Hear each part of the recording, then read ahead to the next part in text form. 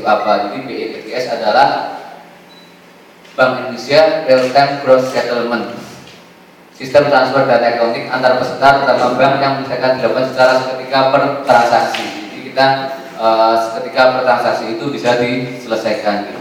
Pesertanya terdiri dari Bank Indonesia, lembaga lain yang oleh Bank Indonesia. Dan untuk transaksi RTGS sendiri mungkin untuk saat ini untuk transaksi di atas 100 juta kita harapkan menggunakan RTGS karena untuk transaksi transaksi yang di bawah 500 juta saat ini masih menggunakan sistem clearing sebelum ada yang ketentuan ini. Terus next. Nah, ini mekanismenya. Jadi ada dari bank A, bank A di Jakarta, Surabaya, Padang atau Makassar. Dia sebelum transfer antar bank itu dia pull dulu ke bank induknya gitu kan, bank induknya. Terus yang dari bank B juga seperti itu, bank satunya lagi dia pull dulu ke induknya. Dan juga setelah itu baru settlementnya atau penyelesaiannya transaksinya menggunakan sistem BI-RTGS dari Bank Indonesia. Dan kita untuk sekarang ini maksimal penyelesaian 1 jam begini ya. 1 jam, jadi 1 jam udah harus bisa terkirim kepada tujuan seperti ini. Oke, satunya lagi. Nah, ada namanya BIS4, Cryptless Security Settlement System. Jadi berbeda dengan tadi. Kalau yang ini tujuannya adalah untuk penatausahaan terkait dengan surat berharga secara elektronik dan berhubung langsung antara peserta. Jadi ini lebih ke surat berharga. Jadi bukan yang tadi kan mungkin transfer antar masyarakat atau antar perusahaan itu pakai yang itu. Tapi untuk yang tujuannya kita pembelian surat berharga, dulunya kita hanya menggunakan BIS4 belum integrasi. Jadi saya awali dengan saya bisa dulu BIS4 apa, BI-RTGS apa seperti itu. Dan terkait dengan operasi moneter atau pengelolaan moneter, seperti kita transaksi pemerintah dalam mengelola surat berharga karena pasar uang, dipuap pasar uang antar bank syariah maupun konvensional itu menggunakan BI Electronic Trading Platform. Jadi seperti itu. Jadi ada beda tadi ya, ada dari RTGS itu untuk siapa, dan BIS4 untuk siapa, dan juga untuk ETP itu untuk tujuannya apa. Jadi memang tiga-tiganya itu berbeda. Next. 16 November baru ini masih baru ya, baru kemarin aja kita udah terintegrasi dari BI RTGS, BIS4 dan BI ETP generasi 2. Jadi semuanya itu udah terintegrasi.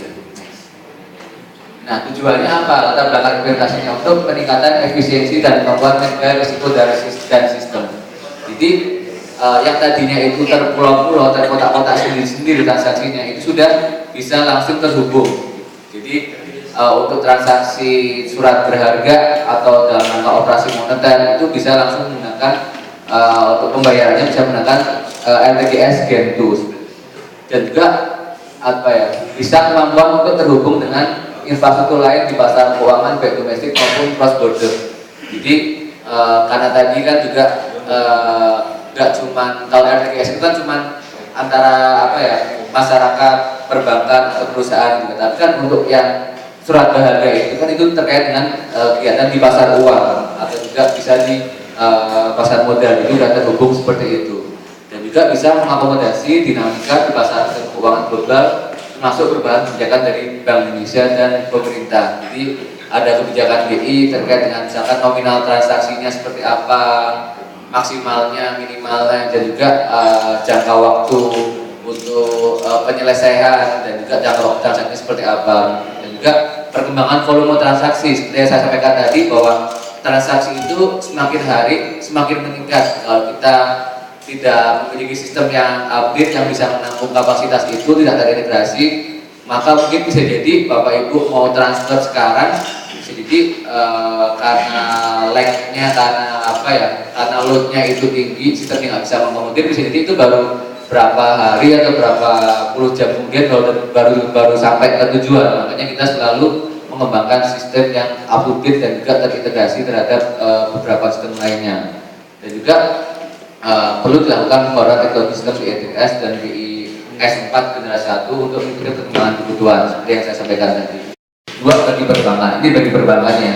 Peserta dapat melakukan manajemen prioritas atas transaksinya. Jadi tadi kan bank itu bisa melakukan transaksi macam-macam antara RTGS untuk misalkan dia sama nasabahnya atau untuk industrinya dan juga untuk yang pelaku usaha, dan juga dia bisa untuk misalkan tadi jual beli surat berharga atau apa. Jadi dia bisa menentukan prioritasnya, kira-kira transaksi mana aja yang mau didahului, apakah yang nominalnya besar atau yang urgent atau seperti apa. Jadi karena itu sudah dalam satu sistem gitu kan, otomatis bank bisa manage prioritas dia.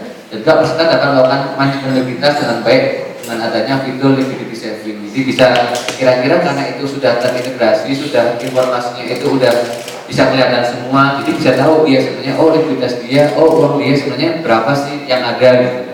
Juga transaksi pasar uang dapat diakomodasi dan mengenai transaksi pasar uang dapat dikelola dengan lebih baik.